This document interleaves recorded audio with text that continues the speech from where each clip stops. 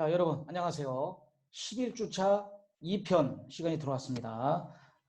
어딘지 잘 기억하시죠? 바로 진도로 들어가겠습니다.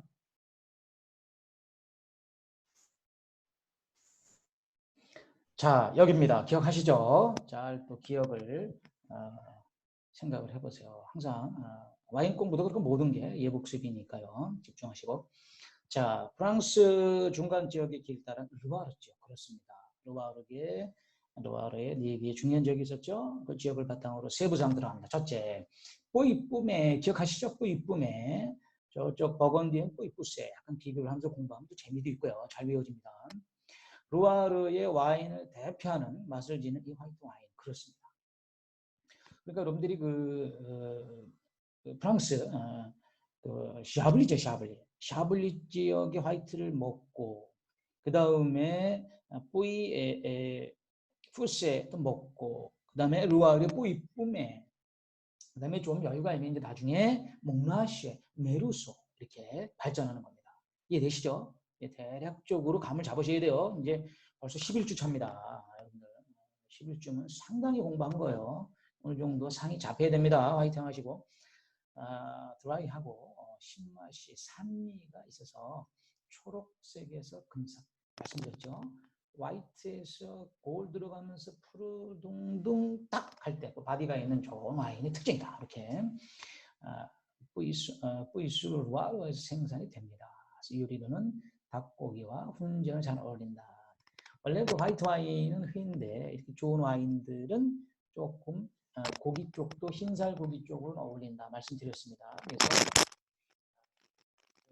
말씀드린 와인과 기억하시죠? 와인과 그 안주의 마리아주를 외우는 게 아니라 그 서로 상대적인 바디에 의해서 괜찮다. 지금 얘기하는 초록빛을 띠는 뿌미하고는 고기 쪽도 약간 가벼운 고기, 흰살 고기는 어울린다. 그게 뭡니까?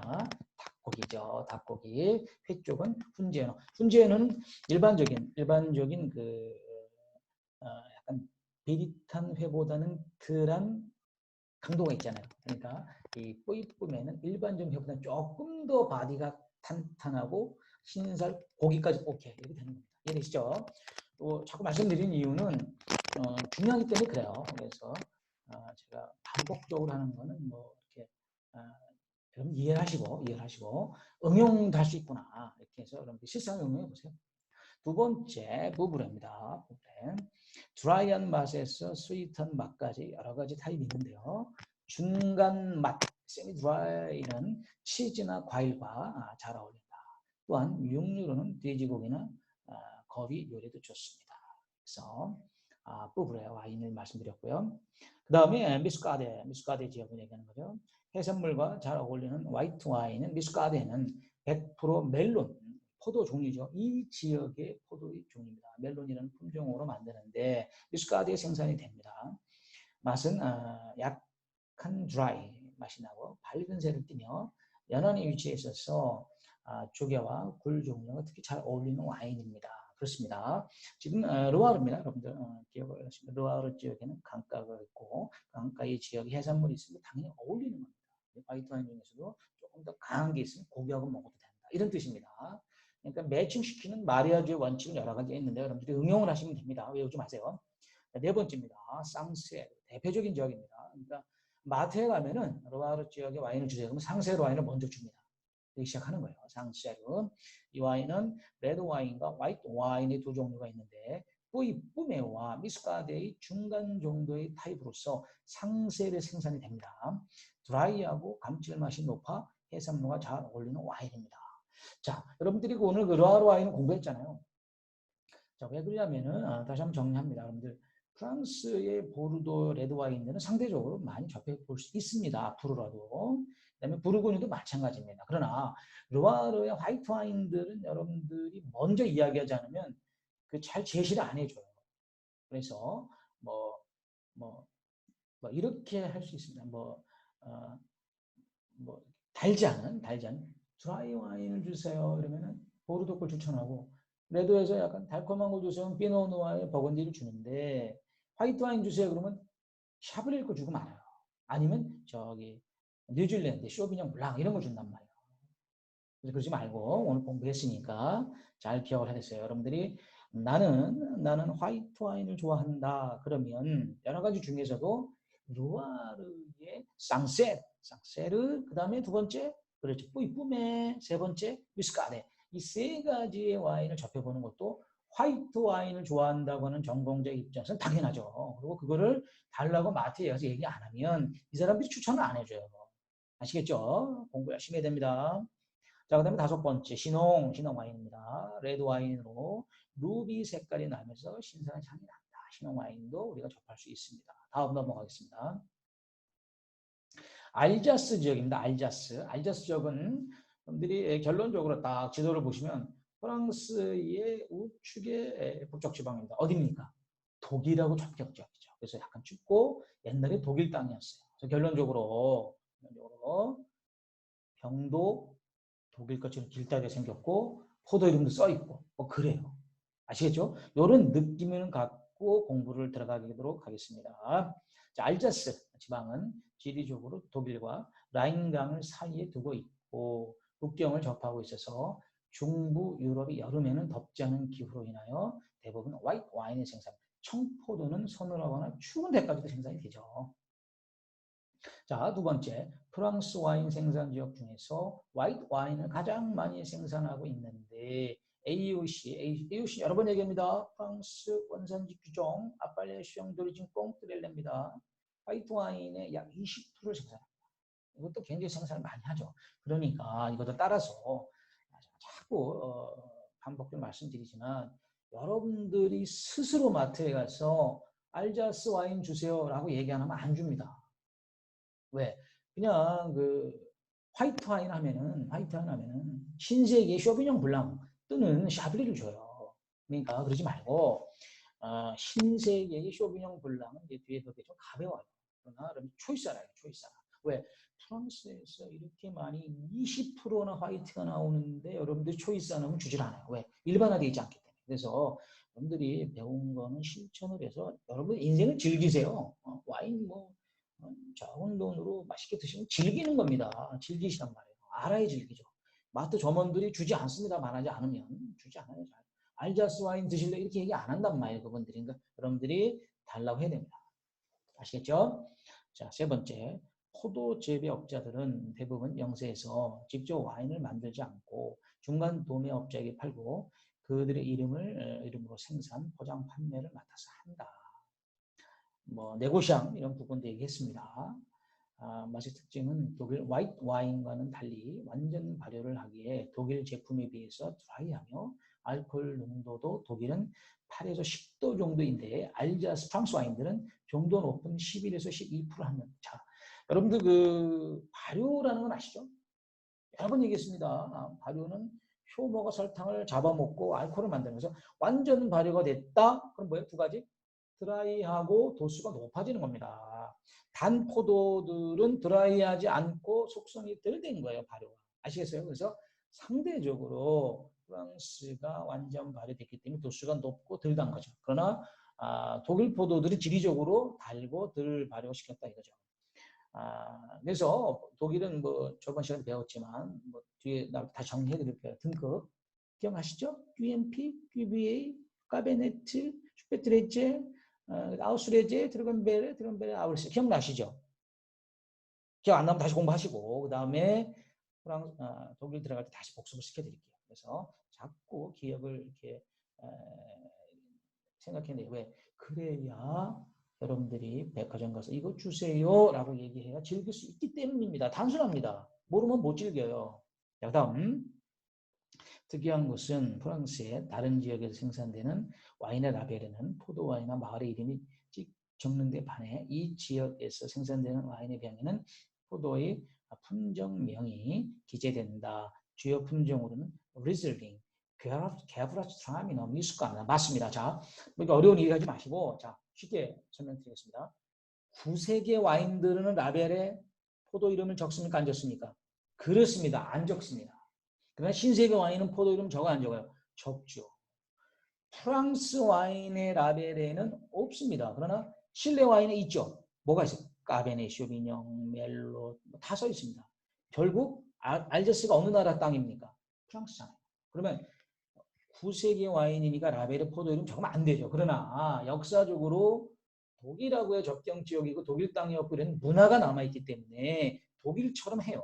그러니까 독일처럼 리즐링 쓴단 말이에요. 쓰란 말이에요. 그 다음에 게브르슈타는 포도 이름이죠. 써요. 아시겠죠?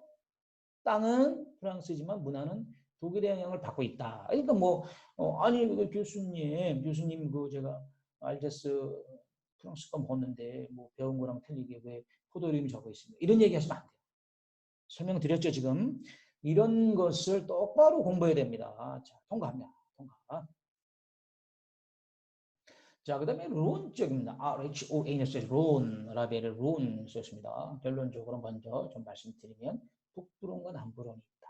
그 다음에 론강이 흐르고 있다. 오케이. 이걸 머릿속에 다 넣으시고 들어갑니다. 론 지역은 프랑스 남단의 리옹에서 아비뇽까지 론 강변에 위치합니다. 아비뇽 축제 이렇게 많이 들어봤죠? 어느 지역인지요? 프랑스에서 두 번째로 포도 지역으로 주로 레드 와인을 생산하며 시라라는 포도가 굉장히 베이스고요. 그다음에 시라 지루에서 이제 주로 넘어갔죠. 알코올 농도가 타 지역보다 높고 암적색 진한 색이라는 거죠. 진한 와인이 생산됩니다. 이 시라 포도 베이스가 가볍지 않아요. 무겁습니다. 호주, 뉴질랜드 간 시라지에 가볍다고 얘기하는 거 안 돼요. 다른 포도입니다. 그리고 여기다가 론 지역은 많게는 화이트를 포함해서 20여 가지를 섞는 비법을 가지고 있습니다. 그래서 약간 스파이시하고 그다음에 약초 냄새가 나는 독특한 맛을 가지고 있다. 이렇게 기억하면 됩니다. 따라서 우리의 뭐 먹는 요리 얘기 좀 할까요? 좀 지루하니까 찜갈비라든가 더 나아가서는 뭐예요? 전라도에 뭐 삭힌 거, 홍어 어울립니다. 그래서 여러분들 그 우리 한국 음식을 갖고 제가 한번 시간 내서 한번 해드리려고 해요. 이게 시간이 될지 모르겠는데 좀 재미있는 뭐 이야기들을 좀 하고 싶은데 시간이 되면 틈틈 해드리고 제가 진도하는 틀리게 유튜브 활동을 좀 하려고 합니다. 그래서 마리아주 전국 식당을 다니면서 한식을 좀 알리려고 합니다. 그때 또 시간 되면 얘기하기로 하고요. 다음 대부분 가격이 저렴하고 개운한 맛과 향이 풍부한 특징. 꼭 그런 건 아닌데요. 일반적인 와인이 많이 나온다 이런 거죠. 등급상. 주요 생산 지역은 로띠, 밑줄 그세요. 로띠입니다. 로띠 지역, 밑줄 쫙, 로띠. 그 다음에 에르미타주 밑줄을 쫙 그세요. 에르미타주. 그 다음에 샤토네프 디파프, 밑줄 쫙 그세요. 샤토네프 디파프 줄 쫙 그세요. 샤토네프 디파프는 뭐 교황 와인이 유명해져. 천주교 성당에 납품하고 물론 그 뭐 술을 종교에서 먹지 않지만 역사적으로는 뭐 미사라든가 이런 걸 하기 위해서 술 관원들이 있어서 역사가 술과 괴를 같이 합니다. 그 다음에 타벨 이건 굉장히 유명한 로제 와인, 로제 와인 타벨 아까 루아르 앙제처럼 유명하죠. 그래서 유명한 와인들이 많이 있습니다. 로와르의 앙주, 그 다음에 로네 타벨, 그 다음에 이탈리아, 뭐 뒤에서 배우겠지만 수아베 이런 와인들은 유명한 와인들이에요. 자, 그 다음에 각 지역별 와인 특색을 보면 다음과 같다. 좀 세부적으로 한번 들어가 볼까요? 자, 지금 말씀드린 것을 표로 이제 구성을 한 겁니다. 그래서 로띠 지역, 론 지역이 대표적이죠. 색이 진한 레드와인입니다. 그 다음에 에르미타주 지역, 대부분의 레드와인 생산이 되고요. 그 다음에 샤토네프 디파프 레드와인이 나오고요. 그 다음에 타벨로제고요. 그 다음에 생조셉이라고 생조셉. 그래서 북부론 쪽에 위치하고 있죠. 론강 위에 시라포도를 베이스로 하고 있습니다. 화이트 앤 레드를 공동 생산하고요. 그 다음에 코나스도 북부론에 위치하고 있습니다. 코나스도 시라포도를 베이스로 하고 있습니다. 여기는 지금 안 나왔는데요. 참고도로 좀 해놓으세요. 지공다스도 굉장히 유명한 지역입니다. 지공다스. 여러 가지가 있는데 하여튼 지금 생각이 나는 건 지공다스. 론도 여러 가지 지역이 있는데 지공다스라는 것도 많이 지금 나와 있는 것 같아요. 또 여기서 좀 찾아보시면 지공다스 이외에 또 많은 지역들이 있습니다. 자, 그 다음에 쌍파뉴입니다. 쌍파뉴. 쌍파뉴는 결론적으로 머릿속에 뭐가 떠오르세요? 퀴즈 3초 드리겠습니다. 그렇습니다. 샴페인이죠. 샴페인. 쌍파뉴는 에서 만드는 스파클링만 샴페인을 합니다. 프랑스에서 나오는 그냥 스파클링은 뭐예요? 크레망이죠. 그래서 전 세계 와인을 나누는 방법인데 크게 두 가지로 나누면 스파클링이 아니냐. 스파클링 앤 스틸. 그다음에 프랑스에서는 스파클링 크레망. 상판이 나온 건 상판의 샴페인. 이탈리아 스푸만테. 스페인 까바. 독일 젝트. 오케이. 잘 하셨습니다. 자, 그 다음에 상파뉴 지역은 지도 보시면 프랑스의 부르고뉴 위쪽에 서늘하죠. 지도 기억나시죠? 느낌 맞죠? 그 지역입니다. 상파뉴. 오케이. 이 지역은 파리의 동쪽에 위치하고 있는 지역으로서 프랑스 포도 재배주 중에서 가장 북쪽입니다. 약간 춥죠. 약 250여 개의 포도원의 샴페인을 생산하고 있습니다. 1668년, 굉장히 오래됐죠. 프랑스 상파뉴 지역에 오비리의 수도원으로 부임한 똠페리뇽 와인 이름인데요. 이분이 신부 이름이죠. 이 당시에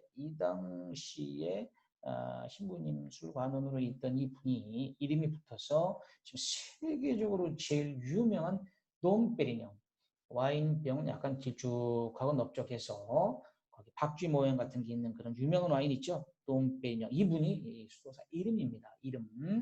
이 수도승 이름입니다. 그곳에 술창고를 맡게 되었다. 부임한 15년의 세월이 흐른 어느 날 그는 어두침침한 지하의 술창고, 지금으로 말하면 까부죠. 돌아보고 있는데 아직 발효가 덜 돼서 끝나지 않은 미숙한 그런 포도주 병을 별 생각 없이 이렇게 그 당시에는 뭐 콜크가 발전하지 않았잖아요. 그러니까 이제 발전하던 시기에 그것을 사용해서 쓱 담아놓은 거예요.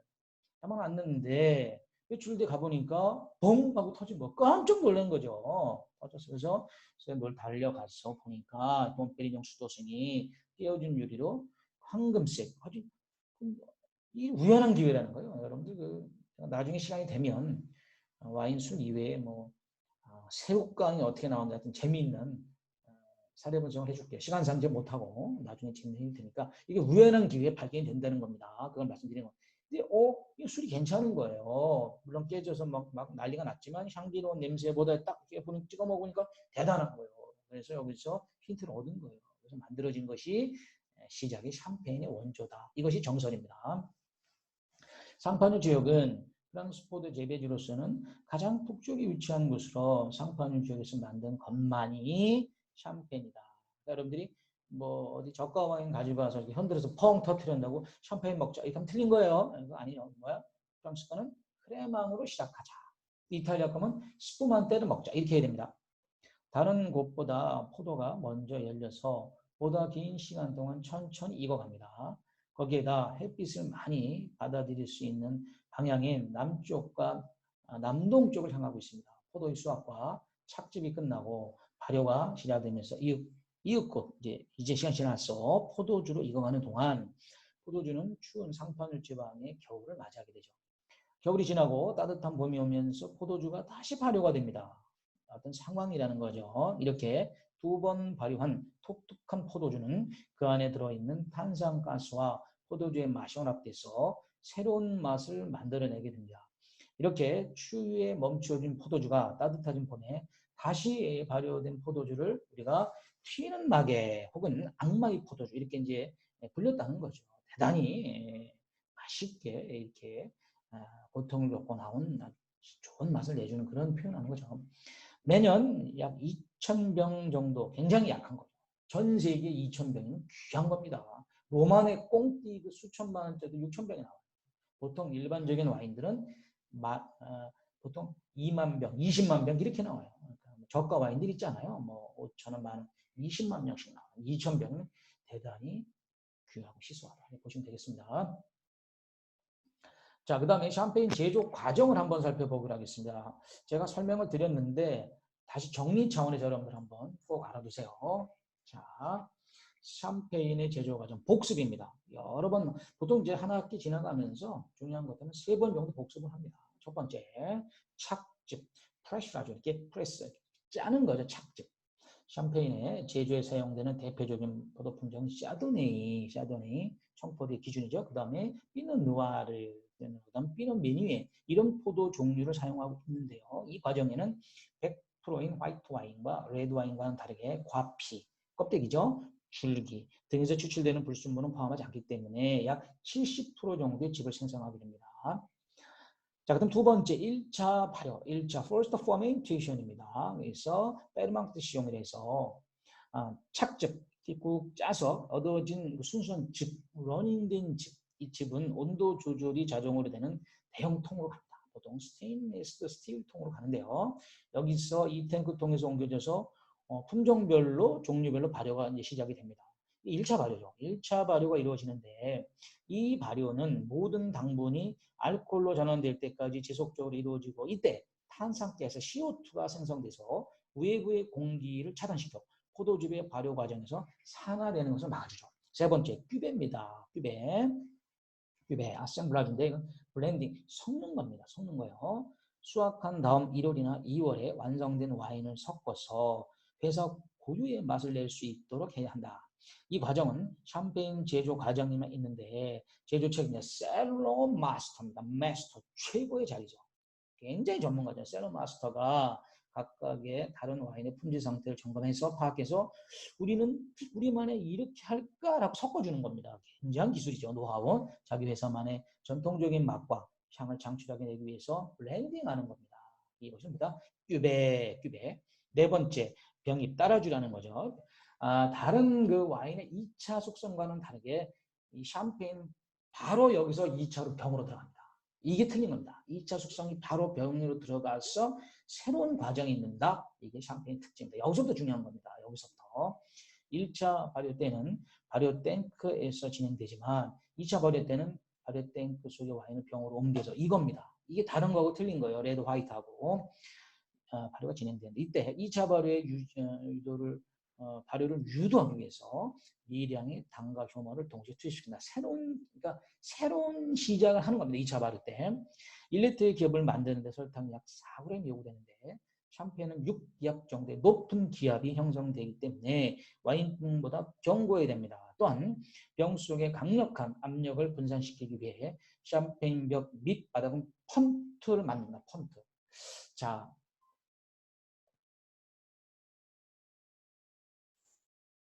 자, 지금 여러분 그 샴페인 하고 있습니다. 그래서 11주차 이 편은 여기서 멈추고 잠시 후에 3편일 때 지금 여기는 샴페인 병을 제가 실제로 보여드리면서 밑에 압력을 조절한 펀트를 보여주면서 진도를 계속 나가면서 샴페인을 어떻게 따는지 지금 제가 그 새 3편을 준비를 못했는데 빈 병이지만 제가 한번 이렇게 이미지로 시범을 보일 테니까 샴페인 따는 걸 보여드릴게요. 여러분 샴페인 따는 거 어렵습니다.